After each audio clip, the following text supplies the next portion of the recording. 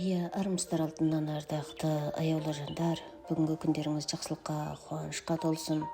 Бүгін хал білімдері туралы айтатын боламыз. Әйел адамның бойында 12 қасиет болса, байлықта, бақытта үйір болады деген жақсы сөз бар екен. Ал енді ол қандай қасиеттер? Енді достар, бұл ішкі хал туралы айтатын боламыз. Қазақ айтады, халың қалай дейді. Әлемнен келіп тұрған ақпарат, Құдай салса құл көнеді. Біз жеткізу керек ақпаратты уақытында жеткізіп тұрамыз. Енді достар, хал білімдері адамды байытады, ақша артыңыздан қуа бастайды. Бұрынғы уақытта ата-бабаларымыз үйір жылқысы болған, қора қойы болған, өрістіл мал болған, іргесінен май ағып жатқан ел болған. Ал біз қазір қандай күйдеміз достар? Көп адам айтады, кредиттен қиналып жүрмін, қарыздан қиналып жүрмін. Не болмаса күйеуімнің қарызын жауып жүрмін. Не болмаса сондай, менің сондай басымда қанша қарыз бар екен жолдасым білмейді деп. Біз қазір сондай рухани жақтан өмірдегі жаңағы тұралап қалып жатырмыз. Сананы тұрмыс билеп жатыр. Ал енді осы білім болған кезде, хал білімдерін игерген кезде достар, бізге байлықта, бақытта өздігінен келетін болады екен. Адамдар сізді тік тұрып қарсы алатын болады екен. Еркежан келмей бұлай жатқан кезде той басталмайды. Еркежан келгеннен кейін тамақ тартайық деген сияқты сөз пайда болады екен. Адамның бойында мыс пайда болған кезде, күш-қуат пайда болған кезде жүзіне нұр төгіле бастайды екен.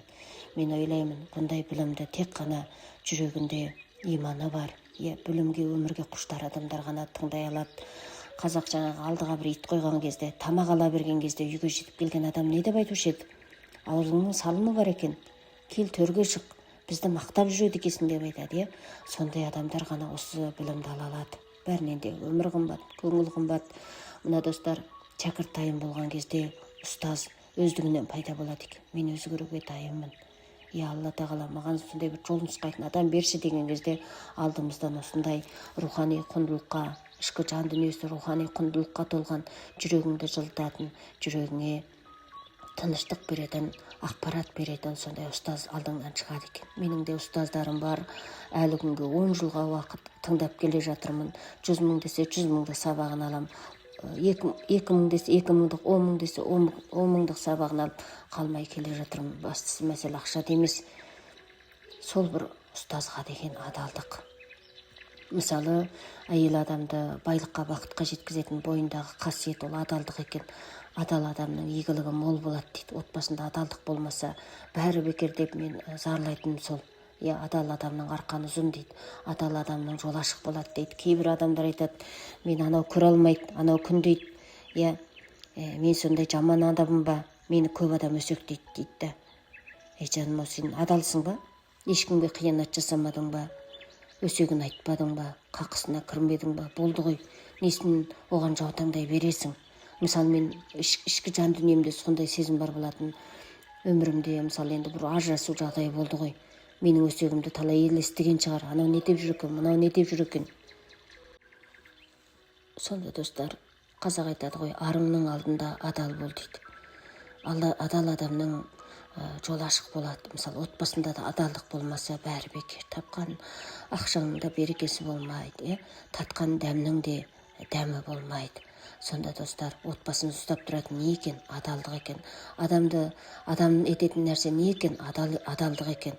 Осының алдында бір кісі айтып жатыр, дүкен ашып едім, анау ұрлап, мынау ұрлап, бүкілдей дүкенде зат қалмады дейді да. Кассадан бір ұрлайды, тазалықшы бір ұрлайды. Сонда бұл адамдардың жүрегінде имандылық қайда кеткен деп зарлап отыр. Сонда достар, мысалы, қызмет істеу, мысалы, отанға да адал болу, отбасына адал болу деген дүние ең бір әйел адамның, жалпы адам баласының бағын ашатын, жолын ашатын дүние екен. Одан кейін достар, жомарттық, берекенің кілті садақа дейді ғой. Қандай жағдайда, мысалы, біз тапқан ақшамыздың 10%-ын садақаға беруіміз керек екен. Сен оны бермесең, ол әлем сен бір жеріңнен, желкеңнен суырып отырып алып алады. Ол әлемнің заңдылығы солай достар. Мен ғана іше берейін, мен ғана жей берейін, мен ойнап күлейін, басқалар не болса о болсын дегенге келмейді. Алладан таңертең тұра салған кезде адам неге ниет ету керек? Алла, мен беруге дайынмын. Сен де маған берші. Әлемнің жақсылығын бер, қуанышын бер, берекесін бер, байлығын бер. мен де мына туыс туғаныма көмектесейін. Осының алдында бір кісі айтады, кішкентай күннен бастап жаңағы осы шіркін-ай мен ер жетіп дейді. Не деген арман асқақ, иә? Шіркін-ай мен осы ер жетіп ертең күні елдің тұтқасын ұстайтын азамат болсам, сондай армандағам дейді. Осы ауылға бір жол салып берсем деп армандағам дейді. Кейін жаңағы машиненің шетелден машина әкеліп жүріп айтып, аяқ астынан байып кеткен кісі екен. Енді аяқ астынан емес, енді Алла сондай ниетіне беріп отыр ғой. Сонда қазір ауылға солай жол салдырыпты. Қанша жыл армандаған тілегім орындалды деп жатыр да. Ал біз қазір өзіміздің қарын, көңіл көжемізді толтыра алмай жатырмыз. Жаңа көже қарнымызды толтыра алмай жатырмыз. Тоймай жатырмыз. Сонда тек қана мен ала берсем, тек қана маған бере берсе, тегін сабақ бере берсе, тегін ақпарат бере берсе, тегін деген дүниеге қызығып кеттік та. Мысалы, осының алдында бір ұстаз айтып жатыр. Қазіргі уақытта адамдар жаңағы адам қаза болған жердің өзінен алып кетіп жатыр ғой дейді. Аспа-төк жаңағы дүние деп ойлай ма, еттің өзін алып кетіп жатыр. Жаңағы адам қайтыс болған кезде сол босағадан 3 күнге дейін жаңа қан ағып тұрады деген сөз бар екен да. Біздің кішкентай күнімізде сондай көрші үйден тамақ әкеп жегізетін дейді да. Әзір соның өзін түсінбейміз дейді. Әкеп балаларға береміз, одан кейін ол балаға қуат бола ма дейді да. Не болады дейді, баланы немен тойдырып жатырмыз дейді да. Сонда достар, Алла тағала жүрегімізге сондай жомарттық берсе екен, пейілімізді кең қылса екен. Қазақ айтады ғой, пейіліңді кеңге сал, қырманыңды дөңге сал дейді. Бұл дүние бекер айтылған дүние емес достар. Одан кейін шыдамдылық, кімде-кім сабыр етсе, оны Алла сабырлы етеді дейді. Біз қазір уақытта шыдамсызбыз. Бәрі тез болса екен, бәрі оңай болса екен. Отбасында бір ақша жетіспесе болды. Болды, мен мынаны күтіп жүрем, оданша бір бай біреуге тиіп алмайын ба деп, жаңа қолды бір сілтейтін жағдайлар болады. Біреуді бір 10 минут күте алмаймыз. Кейде, мысалы, мен енді балаларымды Торсаға жіберем ғой. Өзі машина алып келіп алып кетеді. Сонда жаңағы шопыр кісі 1 минут, 3 минут кешіксең жан шығып, боқтап аузына келген сөз айтады. Не деген сабырсыздық, Алла тағала, сабыр бер Алла, сабыр бер Алла. Сондай сезімде жүрем да. Сондай бір нәрсені күте алмаймыз. Тез болса екен дейміз. Бір жұмысқа барсақ, соңына жеткізбейміз. Мысалы, осы марафонды да бастағалы қаншадан бастады, 90 адамнан қанша адам ерте тұрды, бірақ соңына жеткізу аз болып жатыр. Менде де осындай дүние бар болатын, сол нәрсемен жұмыс жасап жатырмын. Менде де кереметпін деген сөз емес. Қаншама кітапты алдым, соңына жеткізіп оқымаймын. Қаншама сабақ алдым, соңына жеткізіп тыңдамаймын. Таңертең тұрып алсам, неше түрлі жоспарды жазып, кешке жақын түсте әңгімелесіп, кешке мәнті тұйық қоятындай, тау қопаратындай болам, түске жетпей, желім шығып қалатын сәттер болады. Бірақ достар, мен неге жаңағы Аллаға тәуекел етем? Қанша қиын жағдай болса да, отбасында қиын жағдай болса да, көңілсіз жағдай болса да, шыдамды адам шың басына шығады дейді ғой. Көрші қолаң, дос-жаранның бәрі білет. Шыдамдылықпен, ақылдылықпен, қарапайымдылықпен осы өзімді жеңіп келе жатырмын. Сонда адамға ең бір жанашыр болатын, адамды бір жақсылыққа жетелейтін дүние осы шыдамдылық екен. Қандай нәрсе, кәсіпте де болсын, отбасында да болсын, шыдамдылық еткен ғана адам өміріне қуанышта, бақытта келеді екен. Одан кейін достар, ақылдылық дейді. Дана адам байлық жинайды деген сөз бар екен. Даналық деген ол жүректің байлығынан келетін дүние ғой достар. Бұрынғы Зәра әжеміз, Ұлжан аналарымыз, Умай аналарымыз, Қызай аналарымыз қандай дана болған. Бір ақылымен бір ұрулы елді басқарған. Ал біз қазір қандай күйдеміз? Бір отбасының өзіне әліміз жетпей жатыр, күшіміз жетпей жатыр. Балаларға бір сөзді жеткізе алмай жатырмыз. Қандай күйдеміз? Балаларымызға сөзіміз өтпей жатыр қазір. Менде де сондай кейде амалсыз күйде жүрем. Ана тұрғысынан қалай тәрбиелеуге болады? Қалай балаға өнеге көрсете алам, әсер көрсете алам? Бала тәрбиелеуден бұрын өзіңді тәрбиеле дейді ғой. Еңбектеніп келе жатырмын ғой Алла. Осы балаларым жүрегіне иман бер, сабыр бер, нұр бере көрші. Білімге деген құмарлық бере көрші деп тілеп келе жатырмын. Одан кейін достар, еңбекқорлық. Алла еңбек еткен адам жақсы көреді дейді ғой. қазіргі адамдар менде де осындай жаңағы жалқаулық бар болатын, ерте тұрғым келмейді. Бірақ ерте тұратын жақсы қасиет қалыптастырдым. Қандай сіңе, таңертең ерте тұрып әрекет етіп, маңайыңды тазалап, үйдің жұмыстарына қаншалықты ниет етесің, соншалықты үйіңде береке болады дейді. Одан кейін достар, қанағат, қазақта енді қанағат қарын тойғызады дейді ғой. Қанағат байлық, ашкөздік кедейлік деген сөз бар екен. Қанағат деген дүние барлық адамға керек. Шүкіршілік қой енді. Алла, осы еліме шүкір, жеріме шүкір, осы балаларыма шүкір, баспанама шүкір. Күнделікті осы жаңағы ішкен тамағыңа да Алла шүкір, тойдым, разымын бүгінгі алған несібеме, осы татқанда мен разымын деген кезде Алла тағала ертеңгі де сондай жақсылығын дайындап қояды дейді. Бір ұстаздың айтқан сөзі бар еді. Ал енді мынау болмай қалды ғой. Неге бүгін көп адам айтады, бұрын сауда жақсы еді, қазір жақсы болмай қалды дейді. Әмелетті ақша келіп тұрады. Қанағаттанбайды адамдар. Қанағатсыздық деген дүние отбасында да бар ғой. Бір әйел жетпей жатады, екінші әйел, үшінші әйел. Ер азаматтарда да осындай дүниеге кетіп қалды әзір. Қанағатсыздық, қанағаттанбау. Жалпы айтқанда әйел адамына көңіл толмай тұрда, ананы алсам қанағаттанатын шығармын дейді. Әмелетті ол адамның жүрегінде имандылыққа келетін дүние ғой достар.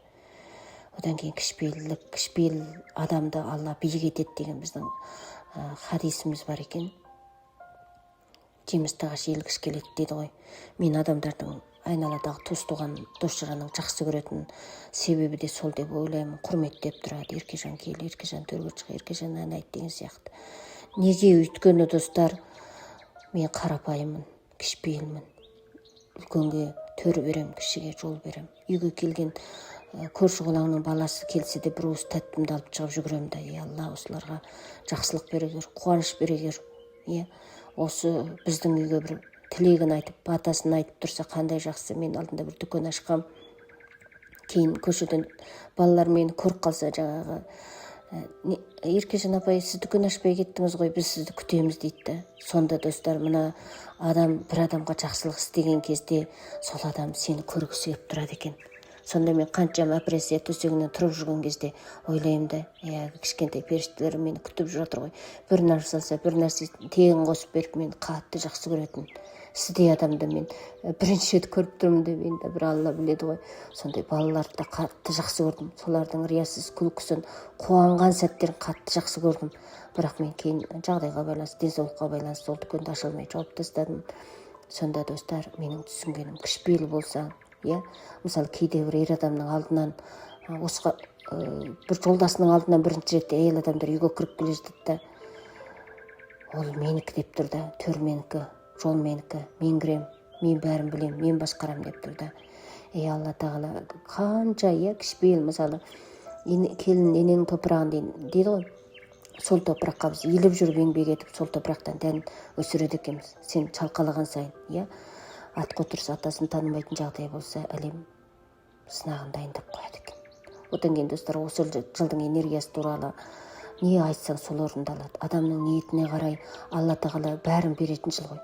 Әзір айтсаң, мысалы, мен баймын дедім ба, байлыққа кенелесің дейді. Осының алдында екі достың әңгімесін бір ұстаз айтып жатыр. Екеуі де сондай машиненің дөңгелегін сататын жігіттер екен. Содан енді жаңағы айттың әңгімесі туралы шығып, содан айтады ғой, енді қасындағы жігіт айтады екен, мен осы жылда сондай бір мал шалып, айтта көбінде енді көрші қолаңға етін тарата салам десе, қасындағы дос айтады екен, қойшы, сен қызық екенсің ғой, көрінген елге бергенше мен сияқты бейшараға берсеңші деп айтыпты. Бейшараға деп айтқан ғой.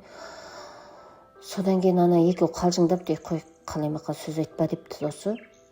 Жаңағы жағдайың жақсы ғой, енді саудаң жақсы ғой, шүкір жақсы ғой деп солай айтылды, сөз қалды, кетіп қалады. Содан кейін бірнеше күннен кейін жаңағы енді қаншама зат алып келген, машиненің дөңгелектері, запчастары, жаңағы дүкеннің иесі хабарласып тұр дейді, ойбай, Самат, ана затыңды әкет, мен дүкенді пәленбай ақшадан қысылып сатып жібердім, 3 күннің ішінде шығарып әкет дейді. Ойбай, мен кеше ғана қарызданып отырып бүкіл затты кіргізіп едім, енді мен қайда барамын мына базардан десе, қайда барсаң онда бар.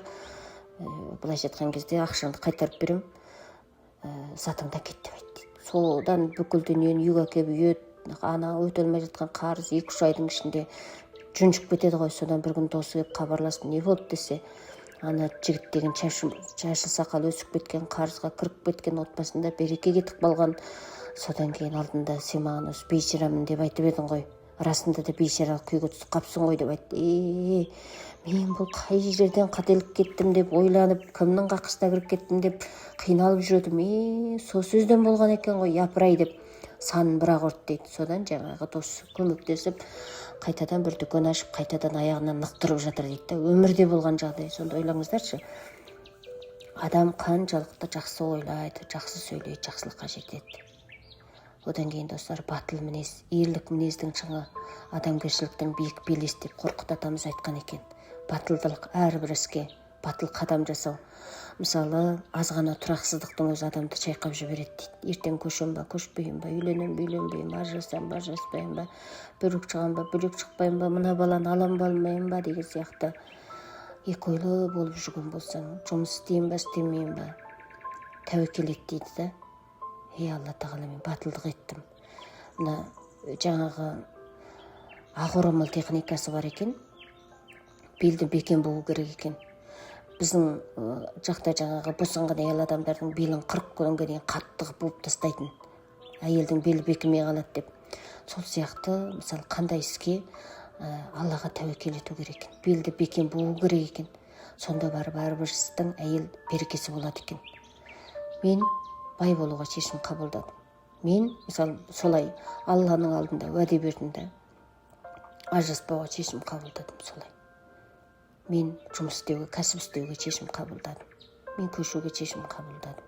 Мен осындай білім алуға шешім қабылдадым деген кезде, әрбір істің, мысалы, мен үйленуге шешім қабылдадым деген қыз бала дереу тұрмысқа шығып кетеді екен. Көрдіңіздер ме? Әр нәрсенің өзінің ғылыми заңдылығы болады екен. Одан кейін достар, мейірімділік дейді. Рақымдыларға Алла рахмет ет деген пайғамбарымыздың өсиеті бар екен. Сонда достар, әзіргі уақытта қарап отырсақ, қоғамда неше түрлі жағдай болып жатыр. Ұлдарымыздың өзін қорғай алмайтын деңгейге келдік, жүрегін жылайды. Адамдарда сондай мейір жоқ па? Нағашы ағамның өзі мен зорлап кетті деп қайсы күні бір қанша жастағы ұл бала жаңағы жылап отыр да. Қоғам не болып кетті? Ұлдарымыздың өзін, әскерге кеткен ұлдарымыздың өзін қорғай алмасақ, сонда адамдардың жүрегінде мейір, махаббат болмаса, әлемде мейірімділік пен махаббат қана құтқарады дейді ғой. Біздің жүрегіміз қара тасқа айналып кеткен ба деп ойлайсың. Сонда адам жүрегі неге қараяды екен достар? Реніштен, кектен, соттасудан, боқтасудан адамның жүрегі сондай жабыла береді екен, қарая береді екен. Содан кейін ол жүрек еш нәрсеге селт етпейтін жүрекке айналады екен.